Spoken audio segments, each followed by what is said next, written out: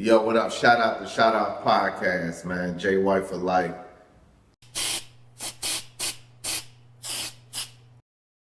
All right, so what's good, my dog Jay Way? I appreciate you for locking in with me. Let's get the people a little bit of background of where you from. You feel me? How you coming with that? I'm from Mars. Yup. Came down here on a spaceship, and I've been stuck ever since. My spaceship broke down on Pearson Street, Douglas Park, East Side, Greensboro. Martin Luther King, stand the fuck up. Spaceship's still over there, waiting to get back to that bitch to get up out of here. In the meantime, we having some fun. What was it like growing up over there? Man, Mars? Greensboro. Oh, okay. Douglas Park. Yeah, Douglas Park. What was it like growing up in Douglas Park? You know, it was different. When I landed, motherfuckers ain't fuck with me because I ain't really fit in and shit. I got the big ass head, you know what I'm saying? I landed, big head. They were like, bro, alien or something. Niggas trying to fight me and shit. I was whooping everybody ass and shit like that. Got locked up a few times, and then, you know, my cousin, he was a gifted artist, and we stayed right next door to each other. He was a rapper, and I was like his manager, and that's what catapulted me out of being a hood nigga. Like, what was some of the moves that y'all was doing back then, and how long ago was it? Shit, we started selling CDs out the trunk, so we got... How long, like what year was that? 1997. Damn, 97? 97, nah. 07.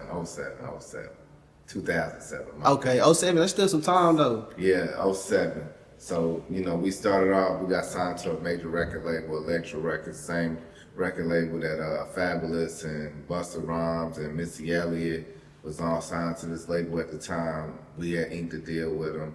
They wanted Brandon to sound like my cousin Brandon D, that's who I was managing. They wanted him to sound like Chingy, they wanted him to sound like Nelly, they wanted him to sound like all the artists that was hot at the time, and we wasn't going for it, so we ended up going the independent route, printing up our own CDs and hitting the streets and turned that into a successful business. How you feel like the process as far as, because you obviously been in the entertainment, hip hop, rap game for a while now. As far as like coming up for artists, what can you say is different about doing it then and doing it now? I think it's the same. To be real with you, I think right now it's easier, to be honest, if anything, because you got social media and you can, it don't cost money now like it used to. I mean, you know, because you used to have to print up CDs and then, you know, go out here either give them away or sell them. You know what I'm saying? Most people would give them away. And now you can just do the music and, you know, promote like fuck on Instagram. Yeah. On all the social media platforms, Instagram, TikTok, Facebook, that I can't remember, X. Anything, all social media platforms. Yeah, and they're just like channels. And you can build a small audience on each one, and before you know it, you got a few thousand people loving your music. Right. So do you feel like as far as getting your face known as an artist, you think it was way more difficult back then than it is now? Yeah, it was way more difficult because you didn't really have the internet. All you had was MySpace, you know what I'm saying? Had to put that footwork in. Yeah, you had to put the footwork in. In order for people to know who you was, you had to pull up to their city with flyers and posters and music, you know what I'm saying? And tap in with the folks of the city. Now you just gotta get popular on the net. Right.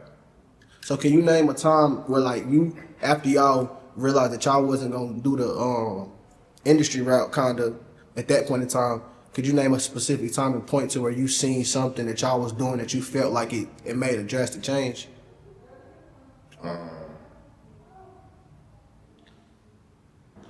I didn't really see a drastic change, honestly, until I started the Rich Girls Museum. Right. You know, everything was kind of like similar and routine until I started Rich Girls Museum, and I seen people traveling from all over the country to come to this little place in Greensboro, North Carolina. It'd be like, you know, 500 people every single week for a good year traveling to the spot. And I was like, oh shit, this is what your music, this is the effect that we supposed to have on music and anything that we touch. Anything that we touch is supposed to attract this many people, whether it be music or fashion or a museum or a platform. So you felt like that crowd, the crowd that you reached with that was the crowd that you felt like you wanted all along, kind of with everything else. Yeah, sure. type shit. Okay, so you feel like when you did the Rich Girl Museum, did you start seeing a super different type of crowd? Yeah, I seen all walks of life. Like I tell my man Dree right here with me, if you rap about one specific thing, then you only attract one specific type of audience. When I started the Rich Girls Museum, I seen girls from 5, 6 years old to women that's 65, 70 years old having a great time in a place that I created. You know, white, Asian, black, you know, no matter the race, everybody been through the Rich Girls Museum. I've seen Indians come in there fully covered up, taking goddamn pictures. As far as your image, as far as like socially being seen, you feel like that kind of made you elevated it all the way for sure. I feel like that shit gave me an understanding that you don't have to reach out and attract things. Like, you just have to be you 100%, and things will find you. You know, what you attract will find you. It showed me that, you know, from standing at the store selling CDs, trying to put my headphones on people like, yo, listen to this. You like good, you like rap music, check these out, check this out. I got my CD, $5, you know what I'm saying? From that to thousands of people calling us every week trying to get into our museum, you know what I'm saying? It's like, it just showed me, oh, you know, when you really tweaking out here, that law of attraction, what you looking for is going to be attracted to you when you navigating through the right frequency. You tapped in more so onto your higher level. Yeah, For sure. I can definitely tell for sure, because yeah. a lot of people don't be understanding that either. But you feel me? Because when you move on a higher level frequency and move better, you definitely attract better things for sure. For sure. I'm fasting right now. How long you been doing that? Man, I did it 7 days last week. I fasted water, fruit, and vegetables, and then I finished off with a 1-day water fast, and then I went back to eating yesterday, and I ain't like the shit, so I'm back fasting. So when you feel like when you go from fasting to eating back regular, do you can you tell the difference on that with your body for real? Yeah, every time you fast, you can tell the difference between what God got for you and what the evil got for you. What this place is designed to have you doing, you know what I'm saying? Yeah, eating 3 times a day, that shit ain't right, you know. Fasting is right, but people be scared to fast because of how they gonna feel, not the God inside of them, not they understanding that fasting is the way of life, you know, just like, I'm gonna be hungry. Oh, you scared of God because you gonna be hungry? Right.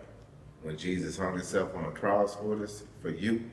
You think it's more? You think it's a discipline type of thing? Yeah, for sure. Gotta be. Like 100%. Mm-hmm. For sure.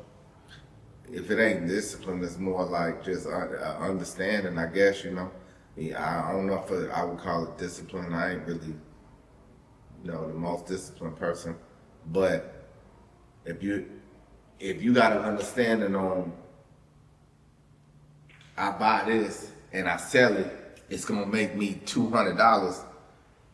You gonna go buy another one and sell it again, ain't you? Right. And then you gonna go buy 2 and sell them 2. And then you gonna go buy 3 and sell them 3. Right. Yeah, it ain't discipline. You know what I'm saying? It's just simple mathematics. You buy this shit and you sell it. You know what I'm saying? It's the same thing with fasting. I think it ain't. I don't think it's discipline. It's just simple math. If you clear your system, then you give your system time to connect to the universe. You know what I'm saying? And if you stuff your system with this food that they promote every motherfucking day, then shut off your system from connecting with the universe. For sure. You're definitely right about that. Okay, so let's get back onto your platform. So after you did the Rich Girl Museum, what did you venture into after that?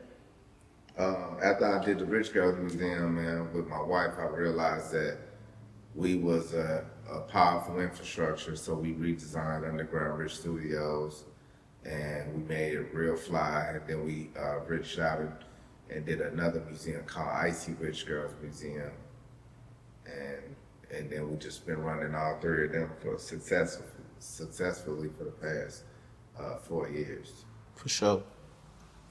So where do you feel like is the furthest people you seen come from to actually just come and be at one of those places that you started? Well, I don't know. Everywhere. Too far. Out of the country. You know, I've had people fly in from Europe, I think Europe for sure. You know what I'm saying? That's fire, though. Come to Rich Girls Museum. That's fire. Just off the concept, you know, that you can grab somebody from across the world just off the thought and the concept and actually applying it for real, that's fire. Okay. So with Doghouse Freestyle, like, how did you come up with that? Like, what did you come up with the Doghouse Freestyle? You want the truth or you want something fabricated? I want the truth. I want the 100% truth. I want the 100% truth. Man, I was smoking a blunt.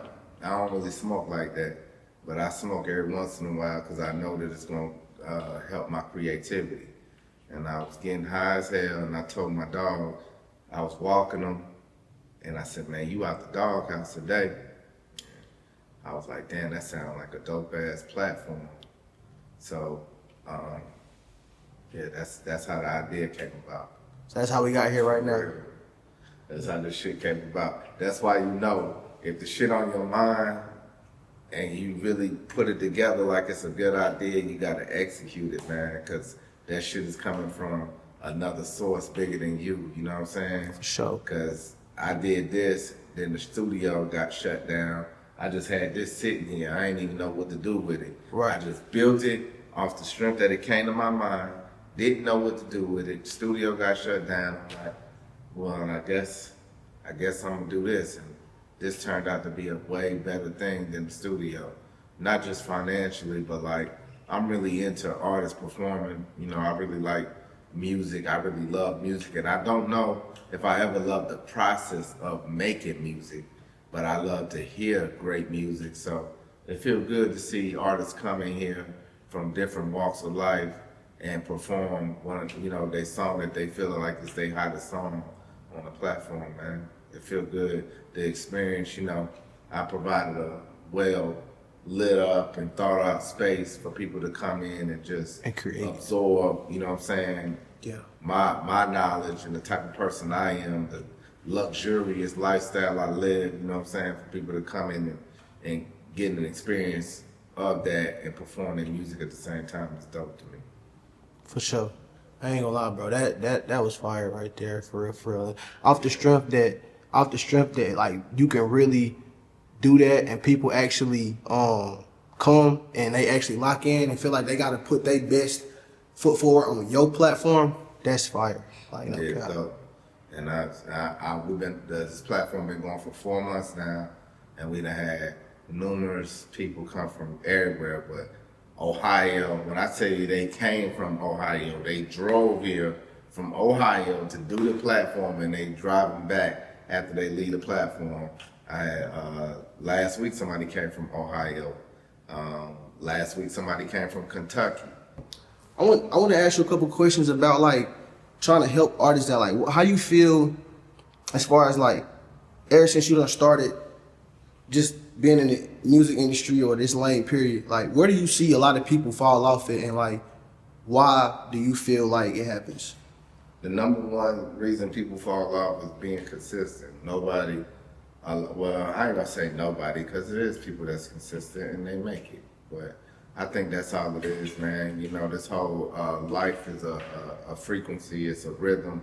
And if you get in tune with your rhythm and you stay consistent at it, you can make it in any walk of life. You know what I'm saying? From relationships to wealth to health to anything, you know what I'm saying? You just gotta follow the rhythm, the right frequency, and stay in that loop. And a lot of people fall off with consistency, man. They don't, they drop music 1 week and then they don't drop no music for a couple months. They drop a music video, they don't drop no more. And they really think that the shit is not working for them. They put out something and then they don't follow up with it. I mean, you watching the baby. Right now, the baby's showing you what consistency is, man. That nigga has already made it. He fell off, and, his bounce back is him being 100% consistent. Can't nobody do nothing with somebody that is punching the clock. literally. You know what I'm saying? What can you do with him? Like the powers that be want that man to fall off and beg for his position back. And he like, I ain't gotta beg for shit. Y'all already got me 21 million followers. I can just post on this motherfucker every day. Right. Now he can use to his own advantage for real. Yeah. Yeah. So, you know, you ain't learning anything from that. You gotta learn that consistency wins. You know, I consistently post videos of the doghouse every single day on Instagram. I'm watching my followers grow. Right now, it's something like 700-800 followers every day. That's fire, bro. They're like those numbers are immaculate. Like, especially for as fast as you did it for real, bro. Like that's crazy, bro. Like no cap. Beginning, it's just numbers. It's just numbers. Numbers is, you know, numbers is the way of the world. But staying consistency Produces. Staying consistent produces the numbers. Mm-hmm. Nothing else. For sure. So let me ask you a couple ways, like as far as what you see works, like get an artist or the people that's watching, like as far as not even maybe with rap, just people just trying to do Let a me business. say this before we move on. This shit just touched my heart. Like, if you a hustler, right, and goddamn, you know what I'm saying, you came up on, 10 pounds, right, and you sell them pounds, right, and you get the money back for them pounds. Now, if you don't go re-up, and niggas come to you like, yo, where the weed at? And you like, shit, man, I'm gonna get some. And then 3 months later, you ain't got no weed, and then on the 4th month, you like, yo, guess what, nigga, I'm back. How you think your people gonna feel about you? Is they gonna come buy the 10 that you got this time? And then especially if you do it again the next time, you sell the 10, and now you off for 3-4 months, talking about, yeah, I'm gonna have something one day.